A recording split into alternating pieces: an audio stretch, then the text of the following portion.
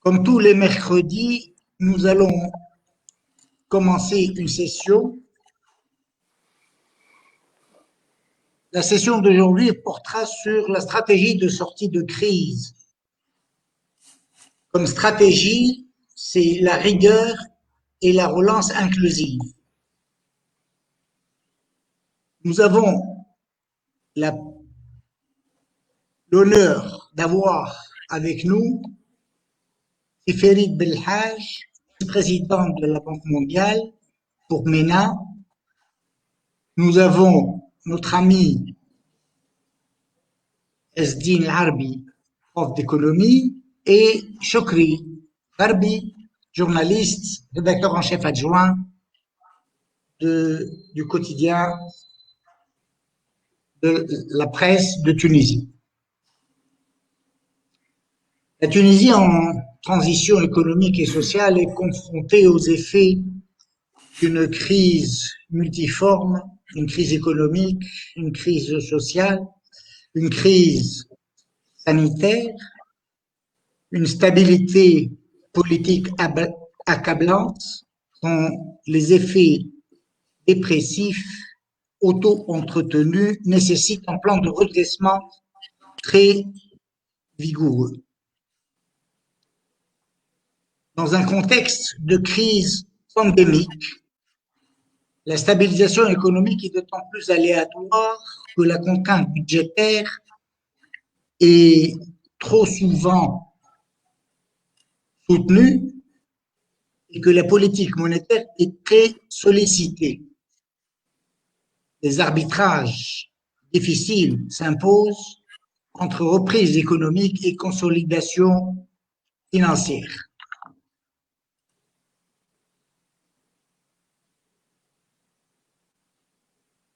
Nous avons sollicité 3 experts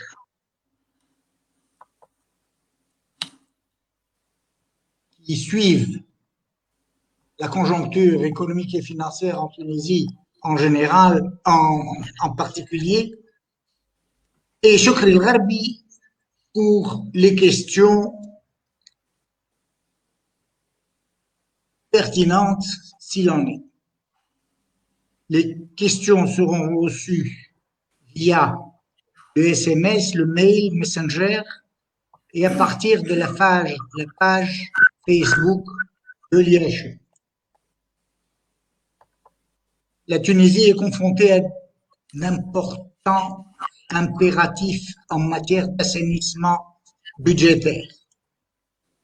Dans un contexte où la reprise économique reste aléatoire et que la politique monétaire est déjà sollicitée, les arbitrages s'imposent entre croissance à court terme et consolidation. Les arbitrages sont aussi nécessaires avec d'autres objectifs des politiques publiques comme l'équité, la croissance inclusive à long terme, autant de choix difficiles qui dépendent en fin de compte de la situation économique et budgétaire du pays, qui n'est pas et de loin reluisante. Cependant, le choix des instruments utilisés pour améliorer les finances publiques pourrait contribuer à faciliter les arbitrages, certaines mesures étant de nature à renforcer la croissance à long terme, tout en déterminant aussi les conséquences de l'assainissement en termes d'équité et l'adhésion politique qu'il suscitera. Au cours de cette vidéoconférence, nous allons tenter d'examiner des mesures d'assainissement requises aujourd'hui et le rythme auquel il faudra renforcer les situations budgétaires eu égard à une série de prévisions macroéconomiques à l'horizon de 2025. Nous allons tenter d'analyser les modifications pouvant être apportées à cet effet aux dépenses et aux recettes en tenant compte du potentiel de rééquilibrage des finances publiques qui caractérise chaque instrument, son impact sur la croissance et sur l'équité, ainsi que l'adhésion politique probable qu'il suscite. Enfin, nous allons passer en revue le rôle potentiel des cadres réglementaires et institutionnels budgétaires. Nous allons donner la parole à M. Farid Belhaj, ensuite Sirasdin Larbi et enfin à Chokri Gharbi. Farid, c'est à vous. Merci. Bon après-midi à tout le monde. C'est un plaisir d'être avec vous. C'est un honneur d'être avec vous. Un plaisir parce que ça me permet d'être en Tunisie alors que malheureusement la situation sanitaire ne nous permet pas de voyager. Donc je me sens d'une certaine manière à la maison avec vous. Alors vous avez effectivement soulevé des questions importantes et elles sont effectivement pressantes. J'aimerais qu'on prenne un tout petit peu de recul parce qu'au bout du compte, ce que vous mettez sur la table ici comme questionnement est très important, mais en fait c'est la résultante d'une série de déterminants, j'allais dire, qui font que nous soyons dans la situation dans laquelle nous sommes aujourd'hui. Il y a 3 points sur lesquels j'aimerais insister.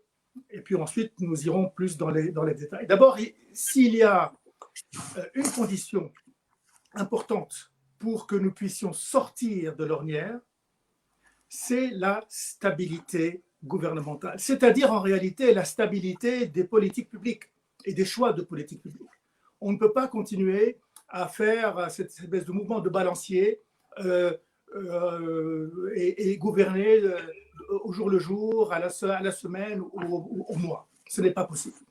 Ce n'est pas possible parce que ça ne permet pas aux choix de politique économique de prendre ancrage, et ensuite ça ne permet pas aux investisseurs et aux partenaires de la Tunisie d'avoir confiance dans le pays. Première chose. Deuxième chose, c'est la volonté politique d'aller vers des réformes. Il y a ce que j'appelle les réformes sans regret, des réformes que nous pouvons faire quelle que soit la situation. Avant la pandémie, la Tunisie était dans un état économique critique. La pandémie n'a fait que exacerber ce phénomène que je qualifierais de déliquescence économique. Eh bien, avant, les recettes qui étaient préconisées avant la pandémie sont toujours les mêmes. Il faut de la transparence, il faut de la contestabilité des marchés, il faut qu'il y ait un système judiciaire, et notamment en termes de justice commerciale et de justice économique, qui marche. Il faut qu'il y ait un meilleur dialogue avec les forces sociales et que ce dialogue soit sous-tendu par une volonté politique réelle de faire avancer les choses. Et le troisième point, et évidemment les 3 points sont corrélés, le troisième point, c'est de sortir vers l'extérieur. L'extérieur, ça veut dire l'environnement de l'investissement local et international, mais aussi ce que j'appelais tout à l'heure les partenaires du pays. Il faut expliquer les choses. Il faut montrer qu'il y a une vision. Je regarde, et j'en finirai là avec mon introduction, je regarde un contraste. J'ai vécu entre 2002 et 2007 au Maroc. À l'époque, le Premier ministre marocain, qui est un homme de très grande qualité, me posait la question suivante. Comment se fait, vous êtes tunisien et vous vivez avec nous au Maroc. Comment se fait-il que la Tunisie marche aussi bien? Comment se fait-il que les choses avancent? Il y avait effectivement à l'époque, en tout cas, des choix de politique économique qui étaient clairs. Bon ou mauvais, on peut en discuter. Ils étaient clairs. J'avance très vite sur le temps, et puis ma collègue qui a pris ma succession au Maroc, il y a 3-4 ans, me disait, j'étais en Tunisie, j'ai parlé avec le Premier ministre tunisien qui m'a demandé, vous vivez au Maroc, vous connaissez la Tunisie, comment se fait-il que le Maroc marche aussi bien? Vous savez quoi, la différence? La différence, c'est que pendant 10-15 ans, il y a eu une linéarité dans les choix de politique économique. Bon, mauvais, on peut en discuter. Mais il y a une linéarité, il y a une prévisibilité. Les gens savent à quoi s'attendre. En Tunisie, les gens ne savent pas à quoi s'attendre. Et c'est peut-être là, véritablement, le nœud de l'affaire. Je m'arrêterai là et on parlera plus tard dans les détails. Et SD, Oui, merci. absolument. Merci, c'est Farid. J'adhère totalement à ce que vous venez de dire. Ce que j'aimerais peut-être ajouter, c'est que depuis 10 ans, avant la pandémie et depuis ce qu'on appelle la révolution, ok, le soutien budgétaire, puisqu'on parle, disons, d'instruments budgétaires, à la Tunisie, au niveau des bailleurs de fonds, la Banque mondiale, la BAD, les autres partenaires techniques et financiers, l'AFD, etc., KfW, ont versé, je n'ai pas exactement le montant exact, mais de l'ordre de 3 milliards au moins de dollars. Plus. En prix budgétaire. Okay? Je ne parle pas des projets. Ça, je parlerai de ceci après. Mais il semble que ceci, n'ont pas donné de résultats. Tout ce que on est en train de dire, que tous ces fonds-là ont été dirigés vers essentiellement les dépenses de fonctionnement, les salaires, comme vous connaissez, tout ce qui est compensation et subventions énergétiques, etc. La science économique, que je sache, c'est une science de choix. Il y a des choix et des arbitrages à faire. En Tunisie, comme on dit, on veut avoir le gâteau et plus que le gâteau. C'est ça le problème. Les entreprises publiques, on ne touche pas. On veut toujours des appuis budgétaires. Mais ce que je dirais, c'est que au niveau des bailleurs de fonds, c'est une question que je pose. Ces instruments d'appui budgétaire, n'est-ce pas, au niveau du budget, puisque la crise même qu'on vit actuellement, c'est une crise inédite au niveau du déficit budgétaire. Est-ce que les rapports d'achèvement, généralement, il y a des rapports d'achèvement qui se font une fois, disons, le prêt est terminé. Ce sont des prêts à décaissement rapide, 500 millions de dollars chaque fois, n'est-ce pas? Et on continue. Donc, je dirais qu'il y a une certaine responsabilité, puisqu'il y a une matrice, si vous voulez, avec laquelle les bailleurs de fonds discutent avec le gouvernement, et le gouvernement, n'est-ce pas, dit il va faire ceci, et en fin de compte, on ne trouve aucun résultat pour dire les choses comme elles sont. Être diplomatique de dire, oui, il y a certains mouvements. Il y a une carence de mise en œuvre. Et c'est vrai que la première condition, c'est Farid que vous venez de dire, la stabilité politique, c'est vrai.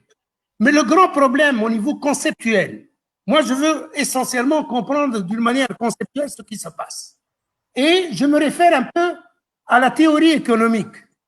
Il y a ce qu'on appelle game theory, la théorie des jeux, et en plus de ça, institutional economics. Dans ces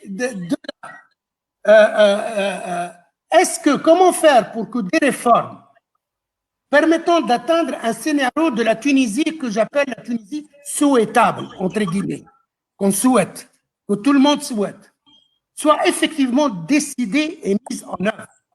C'est-à-dire, pourquoi, dans quelles conditions la société tunisienne pourrait aller à un stade supérieur.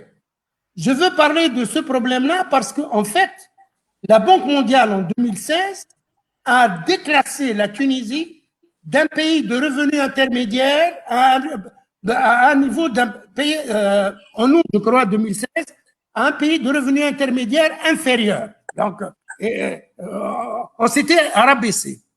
En fait, si je me rappelle même de 2008, la Tunisie était un pays à revenus intermédiaires et il nous fallait trouver en quelque sorte un nouveau modèle, ce que j'appelle un leapfrog, c'est-à-dire un saut de grenouille pour sortir de cette trappe de revenus intermédiaires. Il y a énormément de choses qui ont été avancées pour le faire. Maintenant, le grand problème qui existe, c'est qu'au niveau de la théorie des jeux, ce qu'il y a, c'est qu'on a un chef d'État, on a un chef de gouvernement, on a un parlement, on a des partis politiques et on a des élites, etc., des syndicats, des groupes d'intérêt, etc. Donc, c'est vraiment diffus.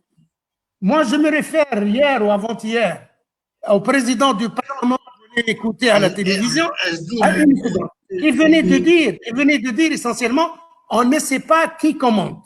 Le grand problème en Tunisie, c'est vrai qu'au niveau de la mise en œuvre, il faut une décision, il faut un décideur. Si je me réfère même au niveau de la théorie économique, il y a Kenneth Arrow, prix Nobel, n'est-ce pas, d'économie en 72, qui a dit qu'il faut un décideur pour une fonction objective collective. Et c'est ça ce qui nous manque. C'est ça ce qui nous manque. Je m'arrête ici pour l'instant.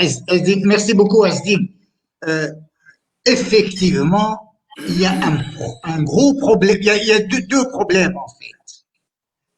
Il y a une déviance sociale très importante qui est fonction de la, comment dirais-je, de la dispersion de la décision. N'importe qui fait n'importe quoi. J'exagère peut-être, mais c'est un peu ça. Ce qui fait qu'on ne se retrouve pas. Les opérateurs, que ce soit des ménages, des entreprises, qu'ils soient tunisiens ou non résidents, ils ne peuvent pas faire de calcul économique d'optimisation et donc ils ne peuvent pas investir. Et s'ils ne peuvent pas investir, ils ne peuvent pas employer. Bon, ça c'est un débat de fond. Mais je voudrais revenir sur la problématique actuelle. Quelle est la stratégie optimale, justement, pour s'en sortir? Quels sont les instruments budgétaires, fiscaux, monétaires, réglementaires nécessaires et suffisants pour doper cette stratégie optimale? Quel est le cadre institutionnel et quel est surtout le calendrier d'exécution de l'ajustement structurel? Pourquoi faire? Pour doper les finances publiques, pour relancer l'activité et l'emploi, et surtout assainir le climat des affaires. C'est ça le nœud gordien de la problématique actuelle. Si Ferid, je vous écoute, nous vous écoutons. Oh, merci beaucoup. Écoutez, d'abord, oui, nous sommes en phase avec ce que vous dites et ce que disait Sirazdine. D'abord, juste pour évacuer cette question des appuis budgétaires. Vous savez, nous vivons dans un monde qui évolue. Et lorsque nous sommes engagés en 2011-2012 sur la première... le premier engagement de la banque, il me semblait que c'était environ 400 millions de dollars d'appui budgétaire. Vous vous rappelez que c'était un pays qui, à l'époque, était en train de porter un projet qui était porteur d'une promesse et la communauté internationale, la Banque mondiale, se sont mis derrière cette promesse. Ensuite, il y a des promesses qui sont tenues et d'autres qui le sont moins. Et nous sommes effectivement dans une situation de promesses un peu moins tenues que ce qu'on avait envisagé au départ. Alors maintenant, vous allez vers des questions très précises. Et je reviendrai à mes 3 points de tout à l'heure. La question de doper l'économie. Je ne suis pas partisan de doper l'économie, parce que quand on dope quoi que ce soit une économie ou un athlète, c'est court terme et ensuite les choses s'effondrent. Il faut mettre en place des structures beaucoup plus importantes et pérennes. Je pense que ce qui se passe aujourd'hui, par exemple, dans la conversation entre la Banque centrale et le ministère des Finances, je pense que ce que Marouane Abbessi est en train de faire est sage. C'est-à-dire qu'il est en train d'expliquer qu'on ne peut pas doper, qu'il faut savoir raison garder et que lorsqu'il y a une tension, il faut trouver un juste équilibre. Bon, je n'irai pas plus loin dans mon jugement de ce qui est en train de se dérouler, mais en réalité, nous pensons que la manière avec laquelle le dialogue se fait et d'une manière sereine et je pense qu'on arrivera à quelque chose de bon. Vous apprécierez la dimension diplomatique de ce que je suis en train de dire. Ceci étant, s'il y a quelque chose sur laquelle on doit véritablement mettre l'accent, c'est cette question que vous avez soulevée, ce qu'on appelle l'environnement des affaires. L'environnement des affaires, c'est-à-dire instiller de la confiance dans les politiques publiques et dans la gouvernance du pays. Aujourd'hui, on le voit, que ce soit sur les rankings de Doing Business, où ce n'est pas très glorieux, ou d'une manière générale, l'appétit des investisseurs étrangers et des investisseurs locaux de venir et de mettre leur appui financier et chercher un profit à travers leur engagement économique. Cet appétit s'est beaucoup réduit. Il s'est réduit encore une fois et j'aimerais vraiment insister sur ce point parce qu'il y a une opacité dans les choix de politique publique. Si Azdi tout à l'heure a parlé des appuis budgétaires, alors, au moment où nous parlons aujourd'hui, nous avons une opération d'appui budgétaire qui n'est toujours pas entrée en vigueur. Hein? Et c'est une opération relativement importante par rapport au pays. Plus de 200 millions de dollars. À un moment où le pays a besoin d'argent frais. Eh bien, cette opération n'est toujours pas en vigueur. Pourquoi? Parce qu'il y a ce qu'on appelle des triggers, des déclencheurs qui ne sont toujours pas déclenchés. Par exemple, la question fondamentale de la transparence et de la logistique du port de Rhodes. C'est une question fondamentale parce qu'en réalité, cette question du port de Rhodes est en train d'agglutiner autour d'elle énormément d'intérêts et énormément de tensions au niveau des bailleurs de fonds étrangers. Je sais que les Japonais et d'autres, et la Banque mondiale et les Européens, tout le monde regarde cette tension. Et au niveau économique tunisien, en fait, le port de Rhodes, quand même, est là, est le poumon économique du pays. Et s'il reste comme ça dans cette situation de non-gouvernance, ouais, on a un problème. Le deuxième point, c'est la question de la justice commerciale. Là aussi, il faut faire un effort. Il y a très longtemps, en 2003, je pense, 2002-2003, nous avions approché le gouvernement tunisien pour un travail sur la justice commerciale. Un travail qui ressemblerait à ce que nous avions fait, ce que j'avais fait personnellement au Maroc, où nous avions créé les tribunaux de commerce, ce que j'avais fait en Jordanie, ce que nous avions fait en Thaïlande, au Cambodge, etc. C'était un travail de mettre en place une justice commerciale qui puisse donner un signal de transparence au plan économique pour les investisseurs. Eh bien, ce projet n'a jamais vu le jour. Et donc, il ne s'agit pas d'une question d'avant ou d'après ou de révolution ou de révolution. Je parle de 2003. Donc, en fait, il y a quand même un bon nombre d'années. Troisième point, je sais qu'il y a eu un débat il y a environ 6 à 9 mois sur la question des intérêts commerciaux tunisiens qui détiennent ou qui monopolisent de grands pans de l'économie. Et à l'époque, je pense que c'était l'ambassadeur de l'Union européenne qui avait soulevé la question et ça avait fait beaucoup de bruit. C'est une question importante. La question de la contestabilité des marchés. Elle est fondamentale. Si vous avez des marchés qui sont monopolisés et qui donc, en fait, n'offrent pas de possibilité de renouvellement, n'offrent pas les incitations qui sont celles importantes de la recherche et du développement. Donc, en fait, n'offrent pas les incitations de la compétition et de la compétitivité. Donc, en fait, on continuera dans des intérêts commerciaux, des intérêts économiques qui s'auto-condamnent à rester petits et à rester non performants. Et là aussi, il y a un travail important à faire. Troisième point, c'est l'un des points les plus délicats hein, de notre conversation avec le gouvernement, et pas seulement en Tunisie, hein, je parle de absolument pratiquement tous les pays dans la région Moyen-Orient et Afrique du Nord, c'est la question du rôle de l'État dans l'économie. Personnellement, et en tant qu'institution, s'il y a une conviction profonde que j'ai, c'est que l'État est en train de jouer un rôle qui n'est pas le sien dans notre région du Moyen-Orient et de l'Afrique du Nord, et notamment en Tunisie. Ce n'est pas à l'État de faire. L'État doit faire.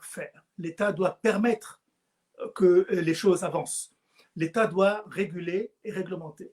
L'État ne doit pas se substituer aux opérateurs commerciaux. Là aussi, il y a un travail important à faire, et un travail qui ne veut pas nécessairement dire que nous sommes en train de parler de privatisation. Nous sommes simplement en train de dire que là où il y a des domaines où la compétition apporte une plus-value, eh bien, à ce moment-là, c'est à l'État de réglementer, d'encadrer et de laisser le secteur privé faire son travail.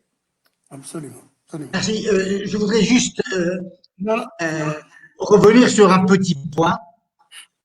C'est que je n'avais pas dit que doper, qu'il ne s'agit pas de doper l'économie, j'ai dit pour doper les finances publiques, relancer l'activité et l'emploi, assainir le climat des affaires. Donc, je voudrais juste lever cette ambiguïté.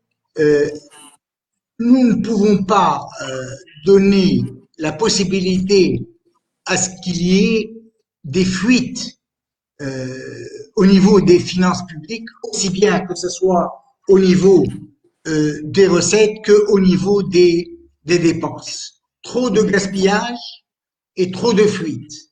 Donc, il faut voir comment. Merci, Siferid. Je passe la parole à Si Asdi. Je crois vraiment d'accord sur tous ces points-là, surtout la contestabilité, etc. Moi, ce que j'aimerais dire, c'est que au niveau, disons, de la Banque mondiale, qui est une banque de connaissances, avec tout ce qu'il y a de comparaison entre pays.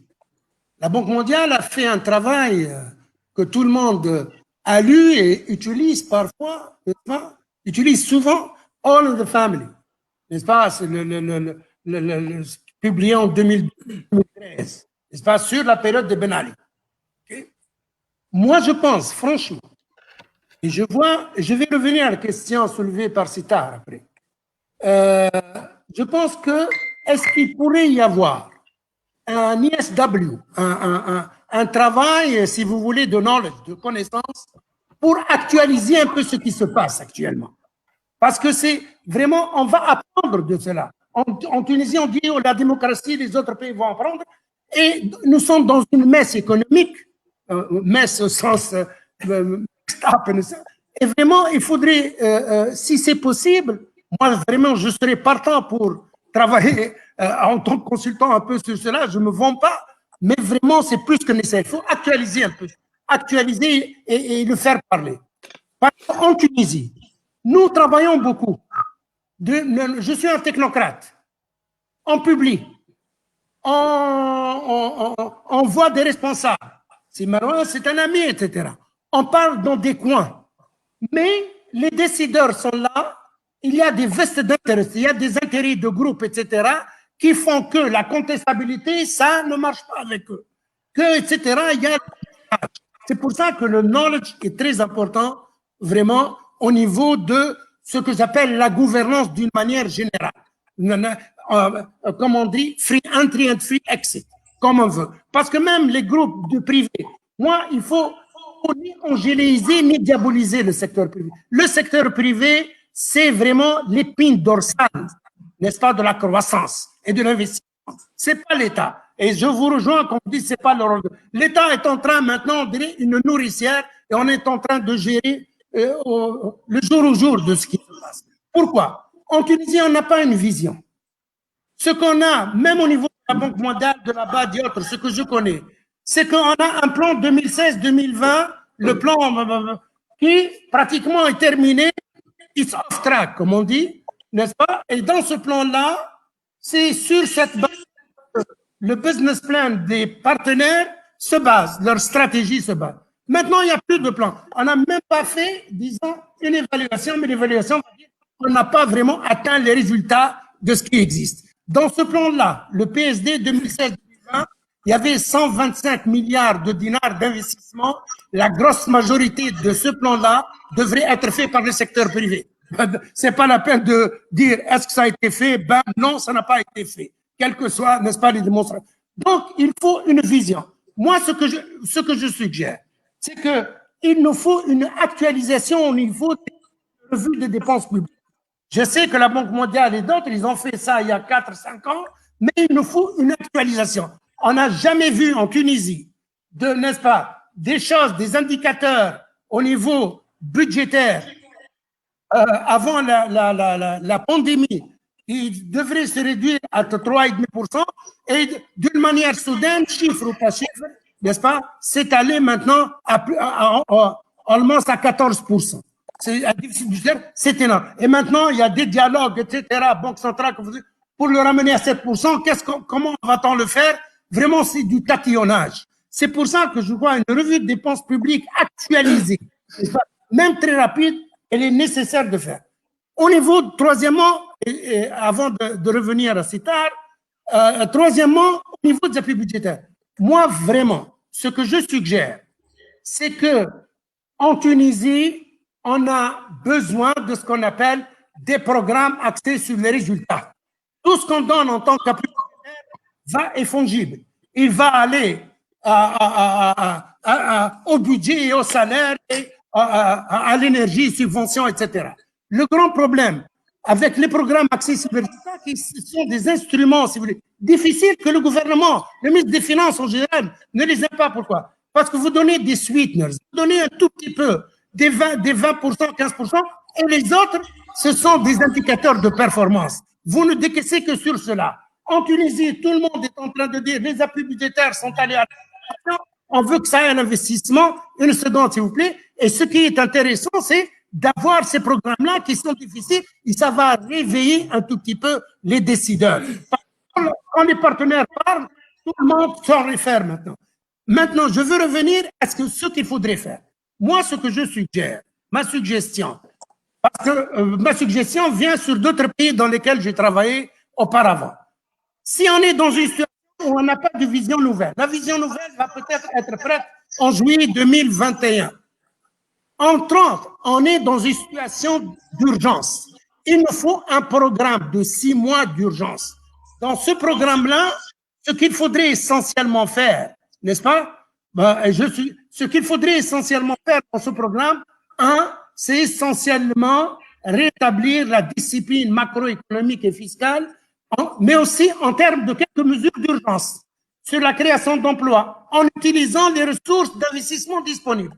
Maintenant, sur les ressources d'investissement disponibles, je sais qu'au niveau de la base, je suis sûr au niveau de la Banque mondiale aussi, qu'il y a beaucoup d'argent disponible pour les projets d'investissement.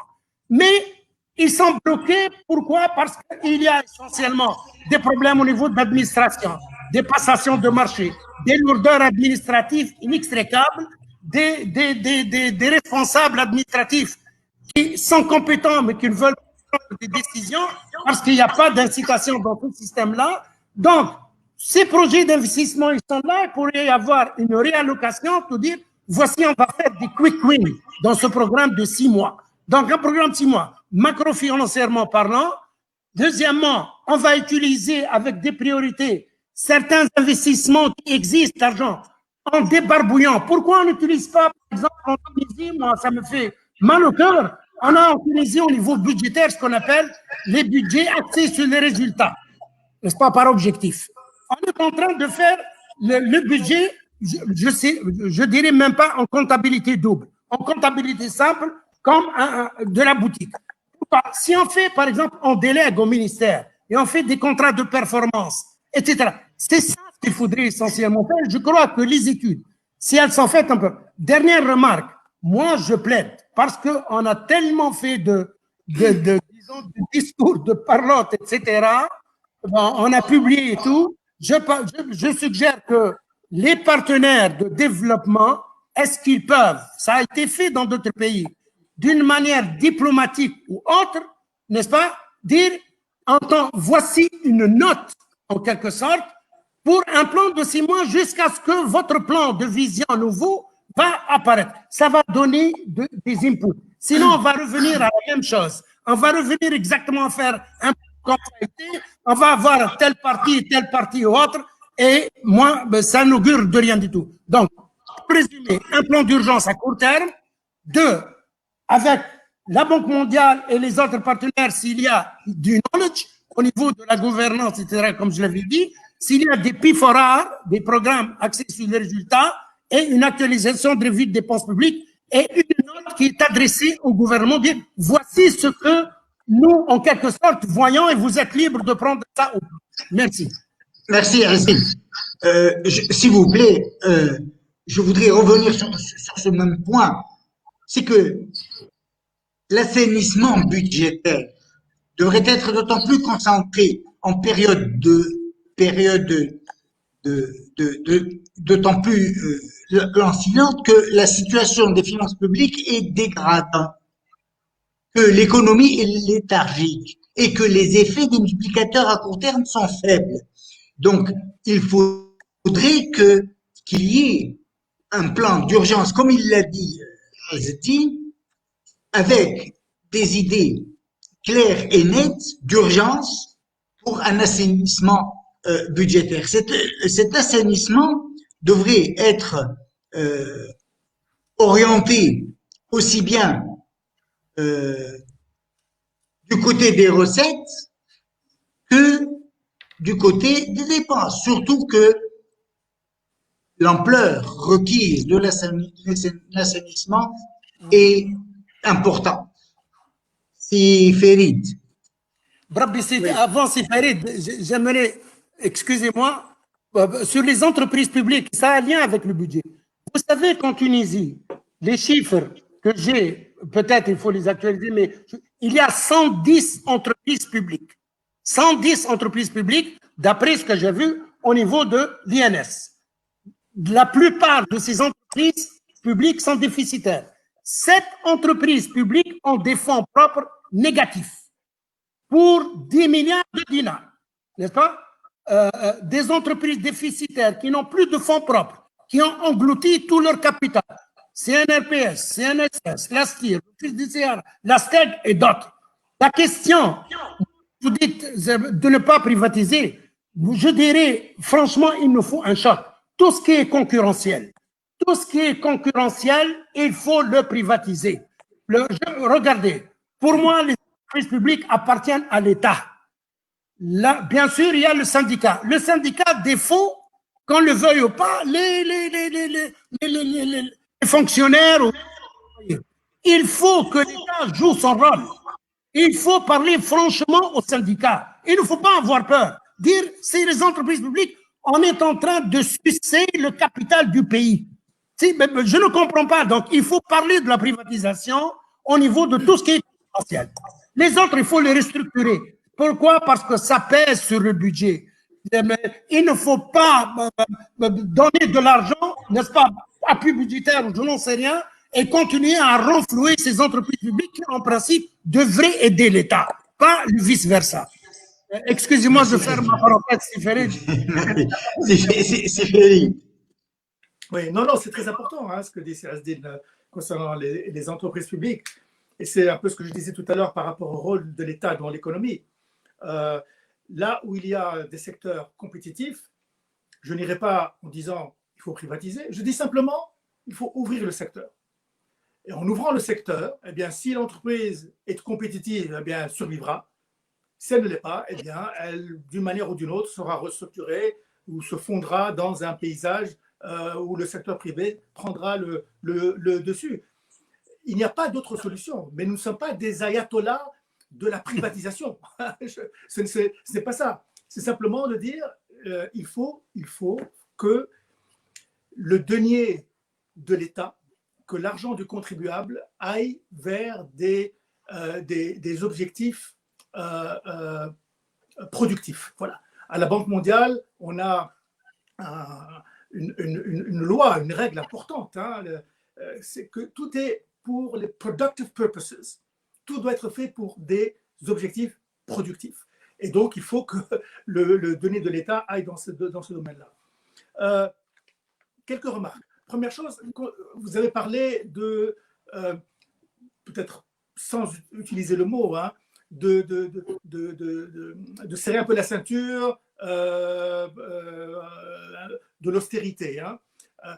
Dans des périodes comme celle-ci, où il y a effectivement une menace de récession ou une récession, l'austérité, en fait, a des conséquences d'accélération et qui sont néfastes. Donc, il faut être extrêmement prudent par rapport à ça. Évidemment, il y a des pays, on l'a vu, hein, qui sont allés sur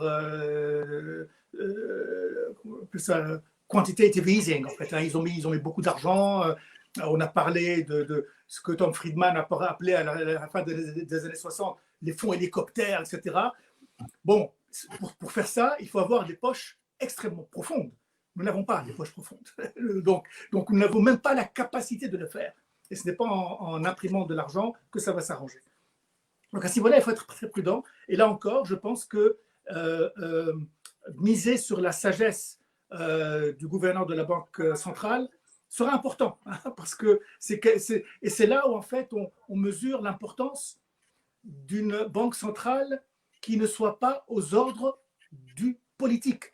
Imaginez donc autant de gouvernements depuis 2012.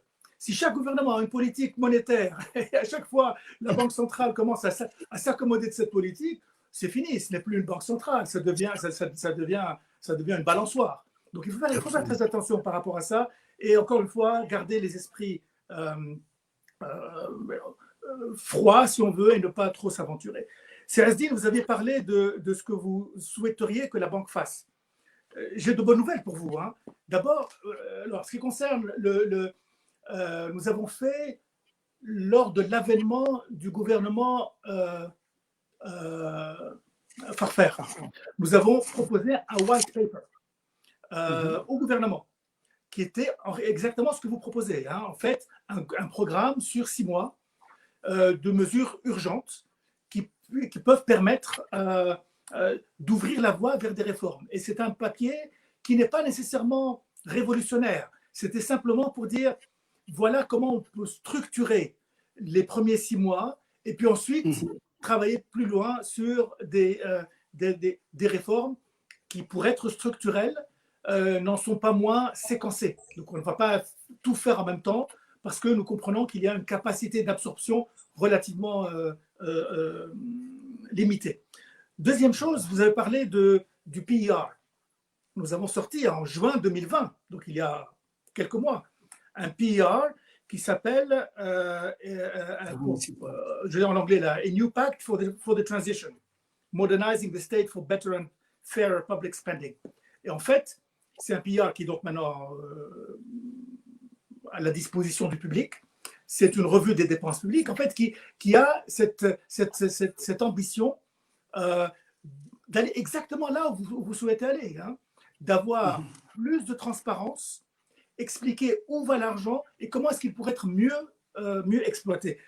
En parlant de cette affaire de contestabilité et de compétition, je n'aurais pas l'outrecuidance de penser que tout le monde lit ce que j'écris, mais en fait, sur l'année dernière, j'ai écrit soit tout seul, soit avec mon collègue qui est maintenant le chief economist de la BAD, Rabah Al-Asqi. Nous avons commis, je pense, 6 ou 7 blogs et articles, justement sur ces questions-là, de compétition, de compétitivité, de contestabilité.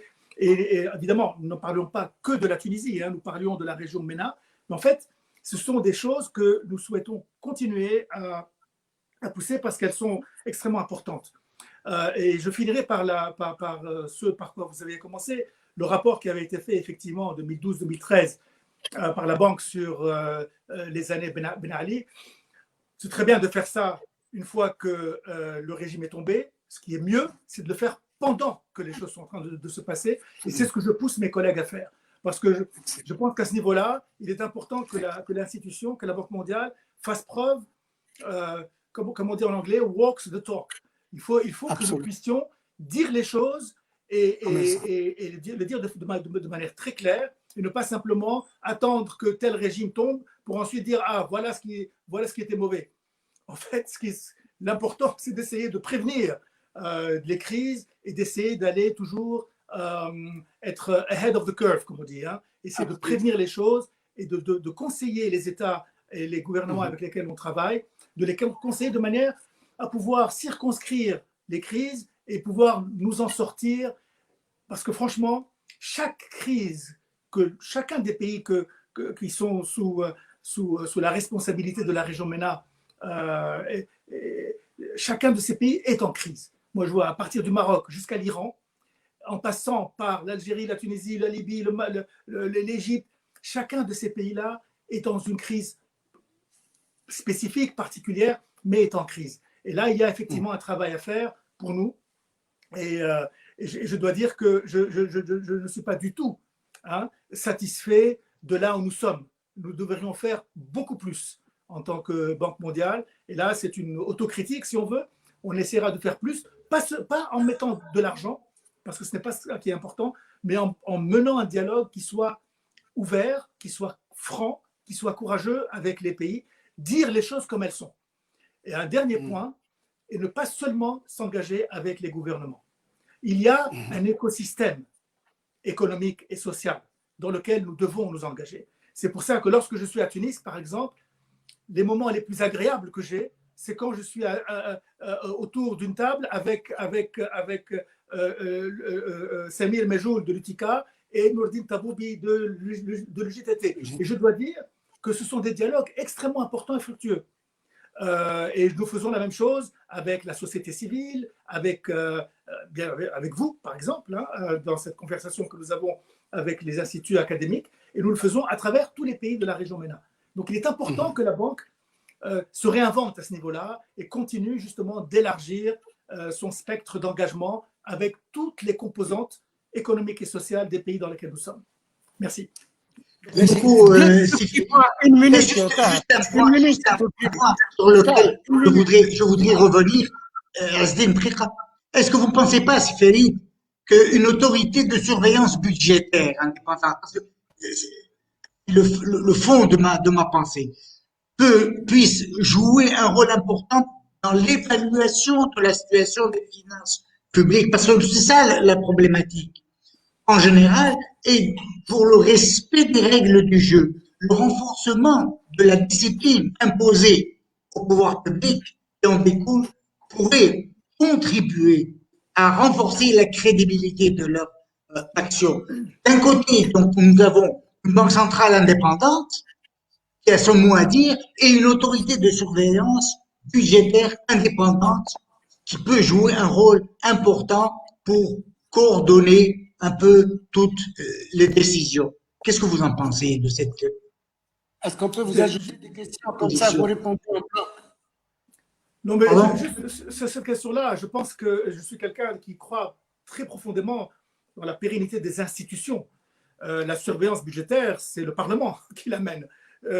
Donc il y a à ce niveau-là, ce qui est important, à ce moment-là, je vois que vous êtes déçus par ma réponse, mais il est important de ne pas faire se superposer des entités et des autorités qui, au bout du compte, finiront par se neutraliser.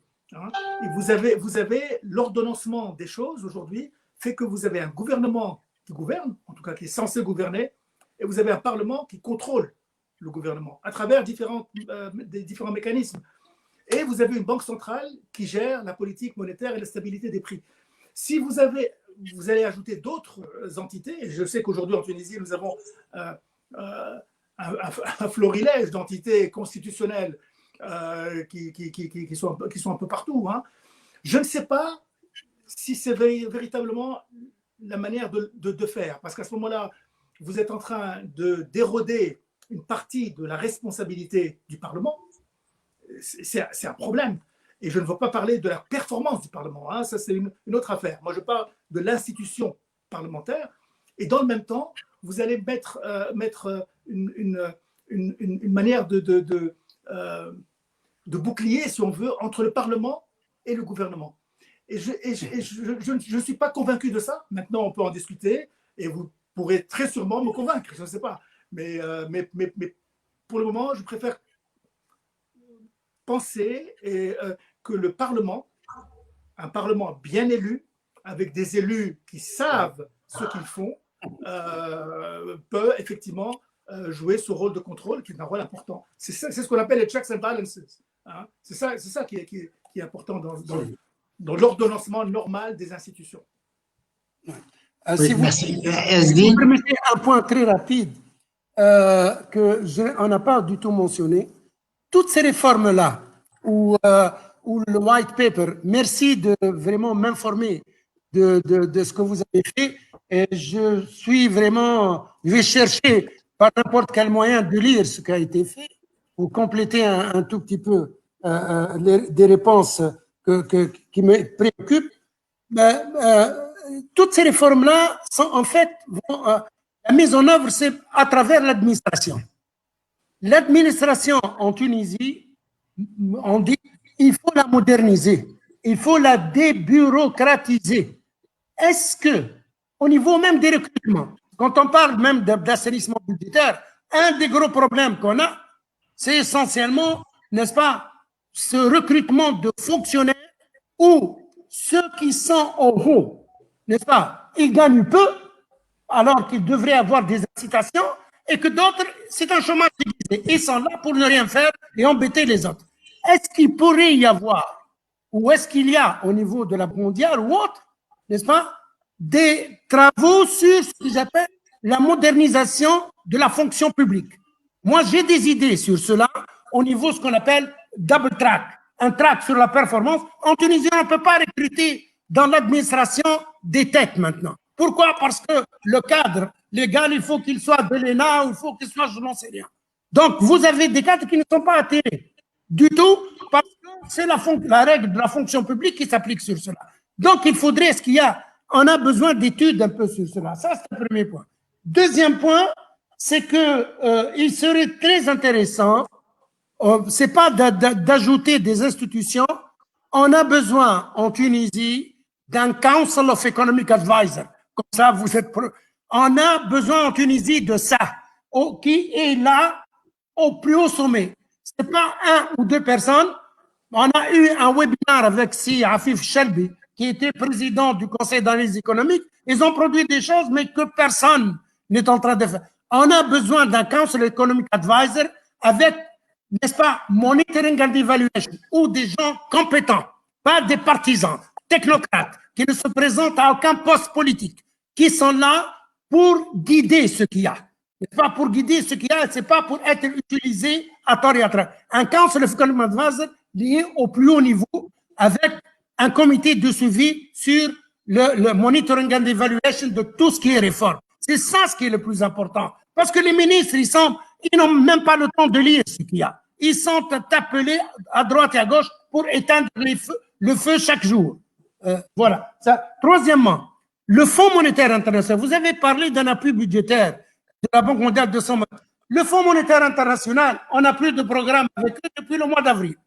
Et je sais qu'au niveau de tout ce qui est appui budgétaire général, toujours les banques, là-bas, du moins, je suis sûr que vos amis de l'autre côté de la rue, comme on dit, doivent donner une lettre, n'est-ce pas, pour dire voici ce qu'il y a. Si, n'est-ce pas, vous devez vous consulter, puisque tout ce qui est stabilisation macro, pas d'une manière structurelle, mais d'une manière conjoncturelle à court terme, ils doivent donner leur. Et d'ailleurs, on ne peut pas aller sur le marché ou avoir d'autres appuis budgétaires ou autres si on n'a pas un programme nouveau avec le fonds.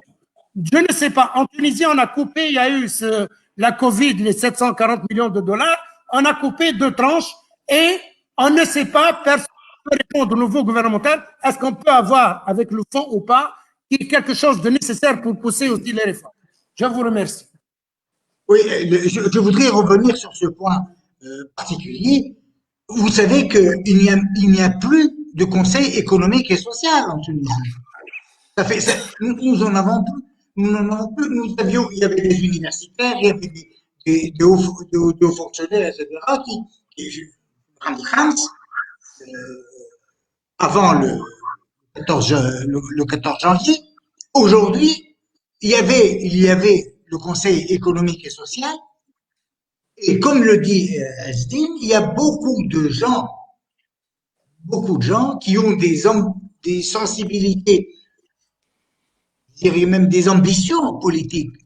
Il faut revenir vers le pragmatisme, vers, pas l'académique, mais vraiment le potentiel réel, ce qu'on peut faire, quelles sont les contraintes, quels sont les objectifs. Et là, nous n'avons pas d'objectif. Ça fait 10 ans ou 11 ans que nous n'avons plus d'objectif, ni objectif final, ni objectif intermédiaire, rien du tout. Nous avons des instruments, on ajoute un peu plus de taux d'imposition, un peu de ceci, etc. Et la Banque centrale est en train de gérer ça au jour le jour, compte tenu de ses possibilités et de ses objectifs, stabilité des prix, stabilité financière. Et voilà, ce n'est pas possible. Donc, je ne sais pas ce que vous en pensez, si Ferid, mais l'urgence, c'est à ce niveau-là que ça se passe. Oui. Non, je pense que les urgences sont à différents niveaux. Hein. Vous avez parlé de la réforme de la fonction publique, bien sûr, important, elle est pléthorique. Quand on voit aujourd'hui le poids du secteur public rapporté au PIB, c'est énorme. Nous sommes pratiquement recordman du monde. Hein. Donc là, effectivement, il y a un problème.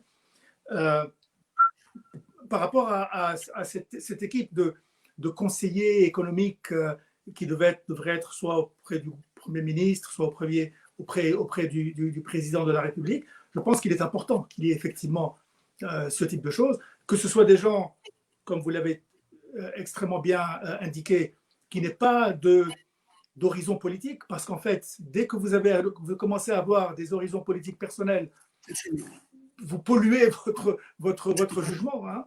Donc il y a à ce niveau-là quelque chose de très important. C'est important qu'il y ait des gens qui véritablement sentent, respirent le pays. Que ce soit des gens qui ne soient pas simplement derrière un bureau, hein, qui comprennent vraiment le pays et qui peuvent effectivement apporter ou allier à la fois leur capacité analytique, leur connaissance de l'économie avec la profondeur de leur ancrage dans le pays, leur ancrage social. Ça c'est très, très important. J'ai parlé tout à l'heure de l'UGTT, lorsque j'ai discuté avec eux, et notamment avec leur équipe d'économistes, j'ai senti que là, effectivement, il y a des gens qui peuvent allier les deux. Hein. Maintenant, encore une fois, on peut être d'accord ou ne pas être d'accord. Mais en tout cas, ils ont un argumentaire qui force le respect. Et il est important de le souligner. Donc, vous avez raison, il faut qu'il y ait cette équipe, et il faut que c'est une équipe qui obéisse à des conditions qui soient très claires, et notamment en termes de neutralité politique. Je comprends que c'est compliqué d'être neutre politiquement quand on met en place des politiques publiques. En fait, c'est ça qu'il faut essayer d'avoir. Maintenant, pour ce qui concerne le Fonds monétaire, vous avez raison, mais bon, ce n'est pas à moi qu'il faut s'adresser, il faut vous adresser aux gens, à nos amis là, de l'autre côté de la rue. Mais j'ai entendu le ministre des Finances mentionner lors des réunions annuelles, donc il y a 10-15 jours, qu'il y avait un dialogue important qui se dessinait. J'ai entendu mon collègue Jihad Azrour, qui est mon counterpart, si on veut, au Fonds monétaire, qui disait que dès qu'il y aura un signal de la part du gouvernement, le fonds était prêt à revenir et à se réengager. Donc à ce niveau-là, je ne pense pas qu'il y ait de problème. Vous savez, au bout du compte, la Tunisie est un pays, d'abord, qui n'est pas si petit que ça, parce que il faut, à mon avis, arrêter cette légende du tout petit pays.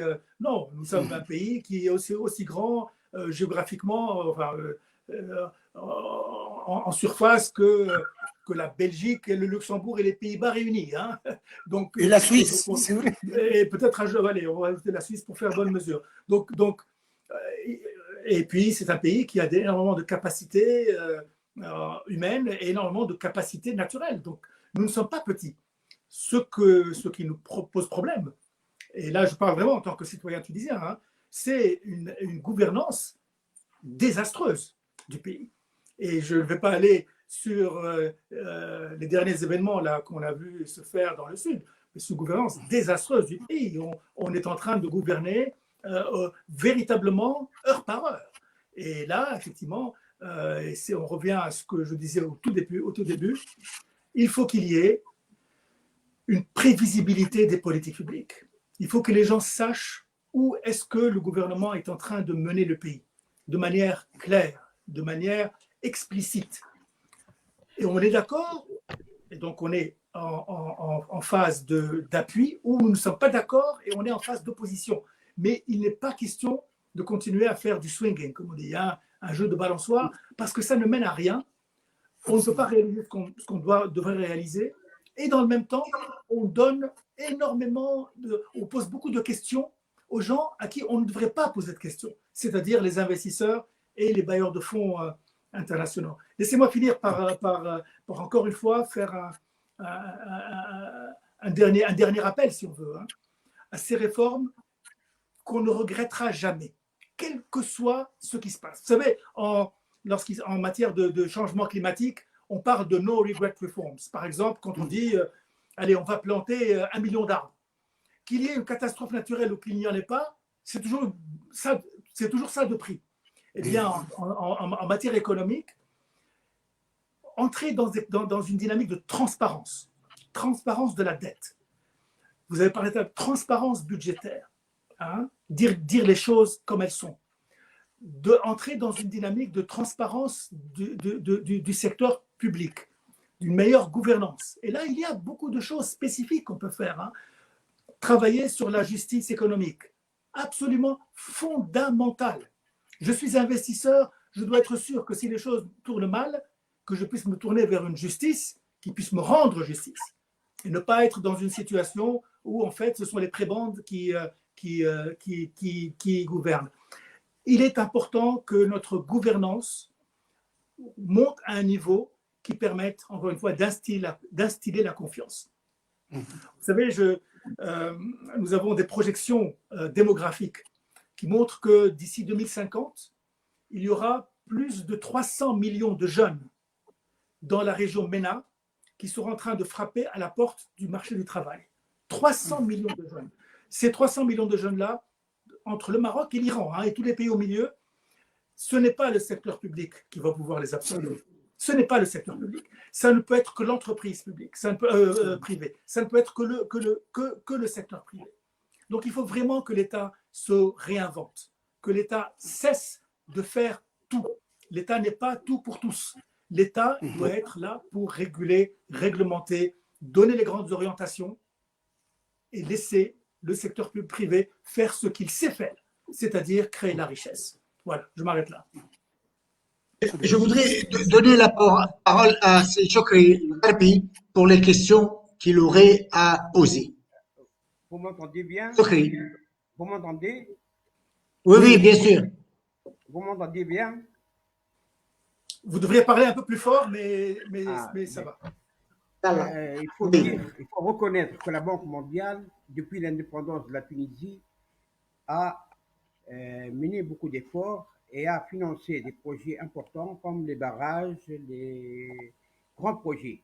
Mais au niveau de la politique structurelle de l'économie, il faut dire que la Banque mondiale n'a pas réussi à s'imposer, vu les conditions sévères et rigoureuses, impopulaires, qui ont toujours été décidées par la Banque mondiale. Par exemple, la Banque mondiale, la réalité des prix, elle ne tient pas assez compte des couches sociales vulnérables. Elle veut toujours, c'est-à-dire le souci premier de la Banque mondiale est la rentabilité. Elle ne fait pas assez d'efforts pour les couches sociales vulnérables. La Tunisie, à mon avis, Non, la Banque mondiale devrait laisser aux politiciens tunisiens, c'est-à-dire la liberté de tracer leur politique et de l'exécuter. Elle peut à la limite donner... C'est Farid. Non Shukri. pas imposer c'est-à-dire des conditions très sévères que l'État tunisien ne peut pas supporter. Merci. C'est Farid. C'est à vous de... Oui. Shukri. Non, c'est bien. La question. C'est bien, non, c'est bien. Ce que dit Sichok, il est important parce que c'est une question à laquelle nous faisons face depuis toujours. Mais il y a eu beaucoup d'évolutions. Hein, et ce serait bon de voir deux choses d'abord. Vous avez raison, Sichok, en disant que la Banque mondiale s'est engagée depuis le tout début des années 60 dans de grands projets en Tunisie. Vous savez que le premier projet que la Banque mondiale ait jamais financé dans le secteur de l'éducation, c'était en Tunisie, en 1964. Et c'était la première fois que la Banque mondiale ouvrait ses ailes, si on veut, vers le secteur de l'éducation. Pourquoi? Parce qu'il y avait en face de la Banque mondiale un gouvernement qui voyait loin. Il y avait à l'époque, il y a eu une mission à Washington où il y avait Ahmed Ben Salah, il y avait Habib Boulares, et ils sont allés et ils ont poussé le président de la Banque mondiale à l'époque d'aller vers un prêt, à l'époque c'était des dons extrêmement concessionnels vers la Tunisie pour le secteur de l'éducation.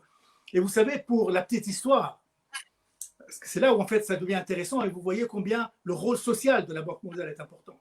Pour la petite histoire, l'un des financements de ce prêt est allé vers le secteur, vers la région de Sousse et cette région du Sahel. L'un de nos collègues a bénéficié de ce prêt-là. Il a été à l'école qui a été financée par la Banque mondiale. Il a ensuite continué son cursus et il a fini à la Banque mondiale. Je ne dirai pas son nom parce que c'est quelqu'un de très discret. Mais il a fini son cursus. Il est allé ensuite en France. Il est allé à Berkeley et ensuite il a fini en tant qu'économiste et en tant que directeur pays à la Banque mondiale. Donc pour vous dire que quand on fait quelque chose, c'est concret, hein, c'est substantiel. Deuxième point, il n'y a aucun programme de la Banque mondiale. Depuis les années 80, quand il y a eu cette question d'ajustement structurel, jusqu'à aujourd'hui et jusqu'à demain, où il n'y a pas de filets sociaux. Chaque fois qu'il y a un programme de la Banque mondiale par rapport à la restructuration de l'économie, par rapport, par exemple, à la discussion sur la question des secteurs publics, à chaque fois, accompagnent ces programmes des programmes importants, lourds de filets sociaux. Aujourd'hui, par exemple, nous faisons des transferts de cash vers les populations les moins favorisées, de façon à leur permettre, de pouvoir gérer la difficulté économique, deuxièmement, leur permettre d'avoir plus de choix dans leur consommation. Par exemple, le fait que l'État compense, allez, je dirais le pain, allez, je vais aller là-dessus, c'est très simple. L'État compense le pain. Une baguette qui normalement devrait coûter 1 dinar, l'État la compense et elle est vendue à 100 millim, par exemple. 200 millim. Par exemple, je dis ça comme ça. J'en sais rien, c'est plus pour moi. Parce que ça fait longtemps que je n'ai pas acheté de baguette en Tunisie. Mais alors, les 900 millim, au lieu d'avoir ces 900 millim qui passent dans la compensation, je préfère avoir ces 900 millim aller directement dans la poche du citoyen tunisien. Et c'est au citoyen tunisien de décider est-ce qu'il veut acheter une baguette, 2 baguettes, 3 baguettes ou 10 baguettes. Ça lui donne le choix. Ça lui donne sa responsabilité d'acteur économique. Il va choisir. Ce n'est pas à l'État de choisir pour lui. Parce que si vous vendez la baguette à 1 dinar, et on pourrait revenir à ce fameux discours de Bourguiba de 1984, eh bien, on achète une baguette et puis on en prend un petit peu et puis on la jette. C'est vrai pour les médicaments, c'est vrai pour les hydrocarbures, c'est vrai pour énormément de choses. Où en fait, il y a cette question de donner la possibilité aux citoyens de choisir et d'aller vers la vérité des prix. Pourquoi? Parce que quand moi, qui suis payé en dollars, je rentre en vacances en Tunisie et que j'achète la baguette à 100 millim, je suis en train d'abuser du système. Ce n'est pas normal. Je ne devrais pas l'acheter à 100 millim, je devrais l'acheter à 1 dinar.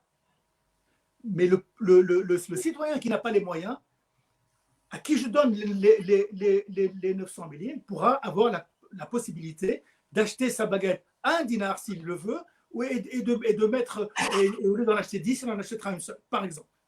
Troisième point, concernant la liberté aux politiciens de faire leur politique publique. Je vous le dis avec un petit sourire, hein, parce que bon, nous sommes compatriotes et puis on sera appelés à nous rencontrer un jour. La Banque mondiale n'a ni tank, ni aviation, ni d'armes à feu. Nous n'obligeons personne à faire quoi que ce soit.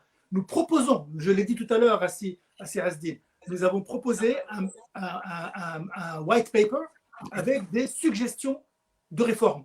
C'est au gouvernement de choisir s'il veut aller vers ces suggestions-là ou ne pas aller vers ces suggestions-là. Nous pensons que parfois, il y a des politiques qui sont prises qui ne sont pas bonnes. Nous indiquons cette question-là, et puis c'est au gouvernement de choisir. Donc vraiment, cette légende de la Banque mondiale qui vient et qui impose, c'est une légende c'est une légende, donc elle n'est pas vraie. Et puis ensuite, franchement, plus personne n'en parle. Moi, je vois à travers tous les pays de la région dans laquelle je travaille. Avant ça, je travaillais beaucoup dans la région de l'Asie de l'Est. Plus personne ne parle de ces questions de diktat du Fonds monétaire, de diktat de la Banque mondiale. C'est fini tout ça. Maintenant, les gens sont en train de regarder en avant vers plus de productivité et plus de partage des richesses. C'est ça qui est important. Et c'est vraiment ça que nous avons. Hein. Je finirai par là parce que je dois y aller. Le logo de la Banque mondiale, c'est combattre la pauvreté et travailler à la distribution équitable de la richesse et de la prospérité. C'est très important. C'est pour ça que nous sommes là. Nous ne sommes pas une banque comme n'importe quelle banque. Nous sommes une banque de développement. Donc, véritablement, notre objectif, quand on se lève le matin pour aller au travail, on ne se lève pas en se disant « Allez, on va trouver un moyen de ruiner tel pays ou de mener tel pays à la faillite. » Au contraire, nous sommes là pour essayer d'aider au maximum. Et à chaque fois que nous avons des conversations comme celle-là, ça nous permet d'avoir plus d'informations sur les pays dans lesquels nous travaillons et de traduire ces informations vers des politiques que nous proposons au gouvernement en espérant que les choses avancent et vers plus de progrès et plus de prospérité. Voilà, c'est vraiment le message qu'on veut lancer. Et il me semble que c'est vraiment ce qui anime chacun de mes collègues dans la région Moyen-Orient et Afrique du Nord, chacun des collègues que j'ai aujourd'hui qui sont basés à Tunis et qui n'ont pour objectif véritablement que de venir en assistance et en appui aux citoyens tunisiens. Parce qu'au bout du compte, c'est le citoyen tunisien qui est notre interlocuteur premier et dernier, en fait. Hein. Le gouvernement n'est qu'un passage vers le citoyen tunisien. Merci. Oui, merci beaucoup. Je voudrais me retourner vers les questions posées par les auditeurs. Il y a une première question d'abord. Comment concevoir un cadre pour encourager l'investissement, améliorer le climat des affaires et surtout l'investissement étranger compte tenu de la conjoncture actuelle. Écoutez, c'est ce que je disais tout à l'heure. Hein. C'est véritablement avoir plus de transparence dans les transactions et une justice économique qui soit transparente et qui soit efficace. Et là, nous avons, en tant que Banque mondiale, travaillé avec un grand nombre de pays pour aller dans cette voie-là. Vous savez, ce n'est pas compliqué. Un investisseur va mettre son propre argent. Donc, cet investisseur ne va pas jouer avec son argent. Il a besoin d'avoir une prévisibilité. Il veut pouvoir mettre un plan, un business plan devant lui. Et qu'on ne peut pas avoir un business plan qui tienne la route si vous avez des gouvernements qui se succèdent sans cesse et si vous avez un cadre des affaires qui soit opaque. Ce n'est pas possible. Donc, et comme les investisseurs sont des gens qui, au bout du compte, investissent, c'est-à-dire veulent un retour sur leur investissement, eh bien, si vous ne leur fournissez pas ce cadre-là, ils vont aller voir ailleurs. Et aujourd'hui, malheureusement, ils sont en train d'aller voir ailleurs. Exactement. Merci beaucoup. De blocage des systèmes d'autorisation. Et le coût d'investissement est lourd. Il est lourd. Absolument. Absolument. Oui. Merci beaucoup. Nous arrivons au terme de cette session. On ne va pas abuser de votre temps.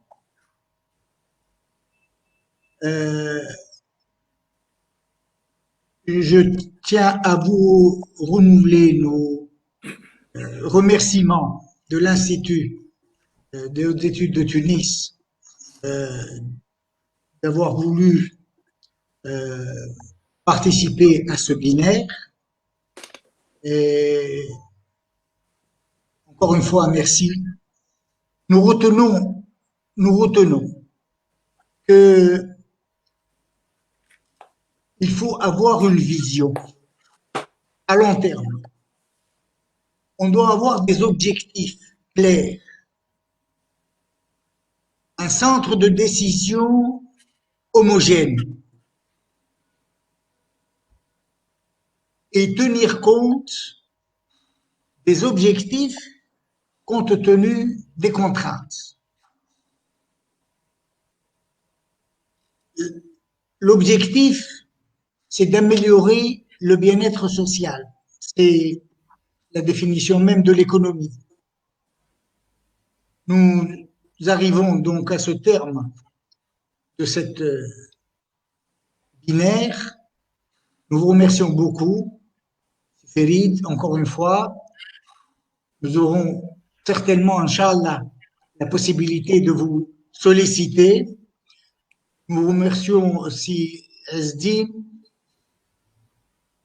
et Chokri et nous vous disons à très bientôt, Inch'Allah. Merci beaucoup. J'espère qu'on vous verra à Tunis très bientôt, Sylvie. À très bientôt, oui, absolument. À très bientôt à Tunis. Inch'Allah, absolument. Merci beaucoup, Azdi. Merci Inch'Allah. beaucoup. Fitah, merci beaucoup. Chokri et à très bientôt, Inch'Allah. À bientôt. Au revoir. Merci beaucoup.